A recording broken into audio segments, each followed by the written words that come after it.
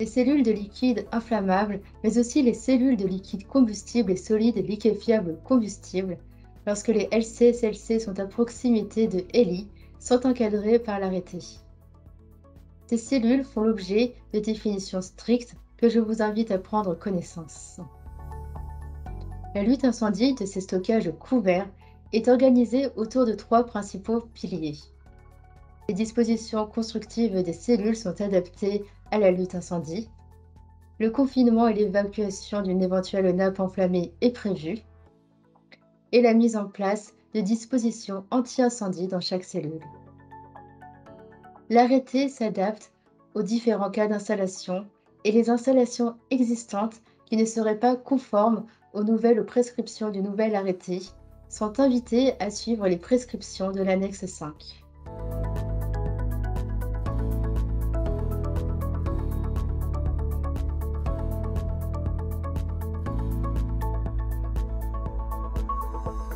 Les installations nouvelles, afin de maîtriser le risque incendie, respectent ces 3 blocs de mesure.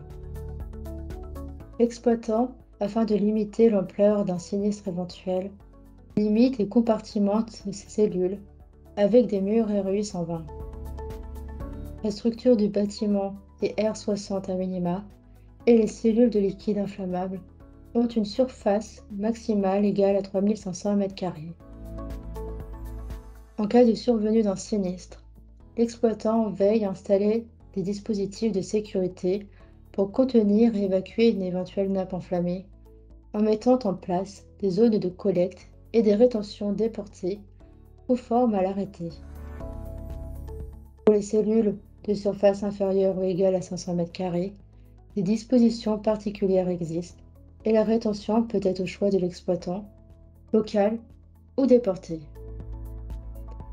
Un système d'extinction automatique d'incendie adapté aux produits stockés est mis en place dans chaque cellule de liquide inflammable.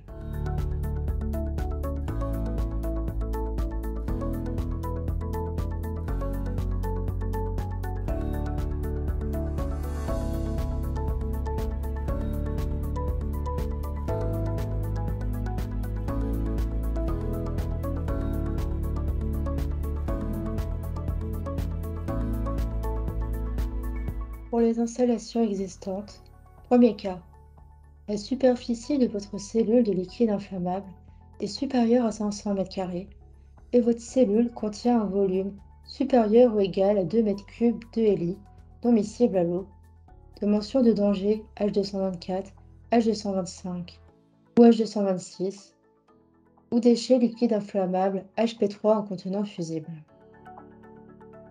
Dans ce cas, les 3 blocs de mesure anti-incendie sont adaptés. Vous pouvez au choix adopter l'option A, l'option B ou l'option C. Parmi les 3 options proposées, des contraintes plus ou moins fortes selon le bloc de mesure s'appliquent. Néanmoins, chaque option nécessite au moins 2 blocs de mesure renforcés.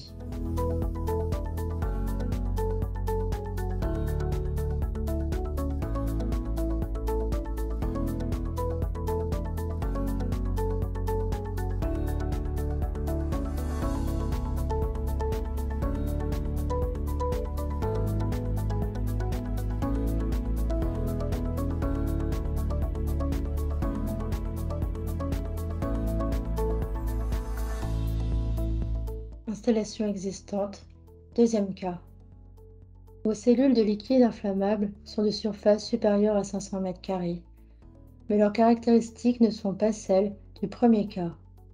Les autres cellules HELI supérieures à 500 m² sont donc les autres cellules HELI que cellules visées au point 1. Dans ce cas, les rétentions sont conformes au point 3.12.1 de l'arrêté et le dispositif incendie comporte un système d'extinction automatique d'incendie adapté ou tout dispositif dont l'exploitant démontre l'efficacité pour éviter la persistance d'une nappe enflammée.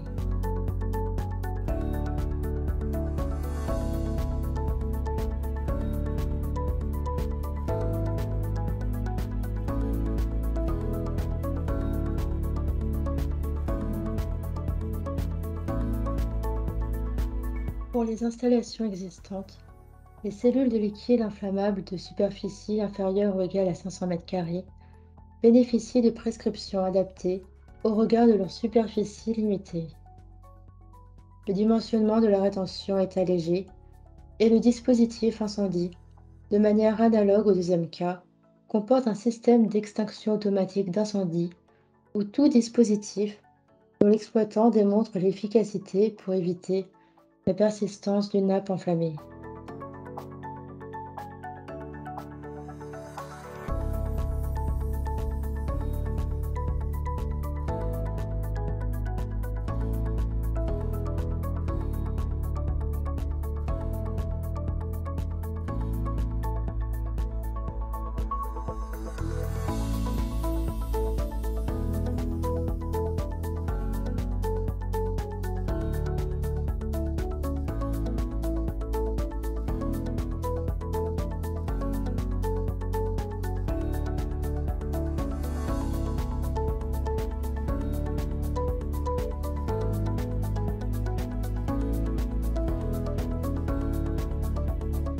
Pour les installations nouvelles, pour lesquelles les conditions de proximité LC-SLC avec ELI sont remplies, les cellules LC-SLC respectent le premier pilier de sécurité anti-incendie de façon analogue aux cellules de liquide inflammable. Pour le deuxième pilier de sécurité, les prescriptions diffèrent selon la superficie des cellules. Pour les cellules LC-SLC de superficie supérieure à 500 m², la zone de collecte est inférieure ou égale à 1000 m² et la rétention est déportée. Pour les cellules LC-SLC de superficie inférieure ou égale à 500 m², la rétention est dimensionnée selon le cas général et est déportée ou locale au choix de l'exploitant. Pour le dernier pilier de mesure, l'exploitant met en place, au choix, un système d'extinction automatique ou tout autre dispositif efficace pour éviter la persistance d'une nappe enflammée.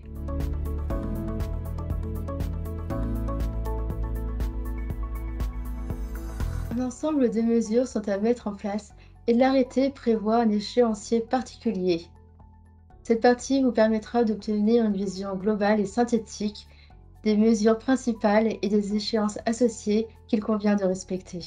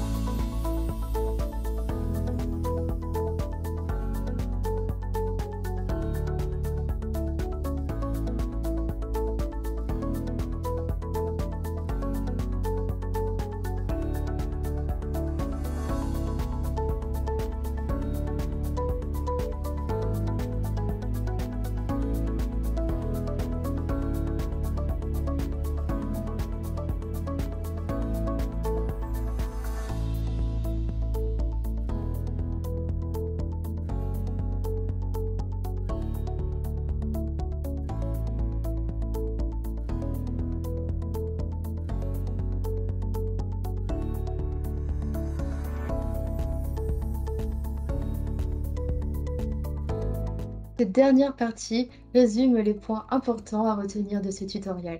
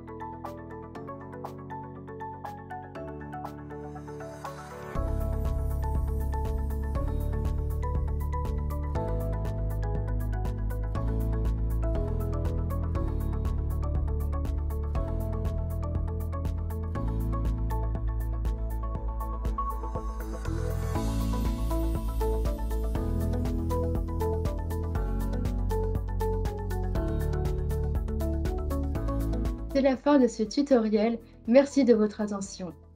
Plusieurs tutoriels dédiés à la thématique liquide inflammable en régime d'autorisation ont été diffusés. Une partie concept, une partie exercice et ces derniers tutoriels consacrés aux exigences techniques. Vous disposez maintenant d'une vision globale et synthétique des enjeux majeurs qu'il convient de respecter sur la thématique stockage en récipient mobile de liquide inflammable. Je vous souhaite une excellente journée.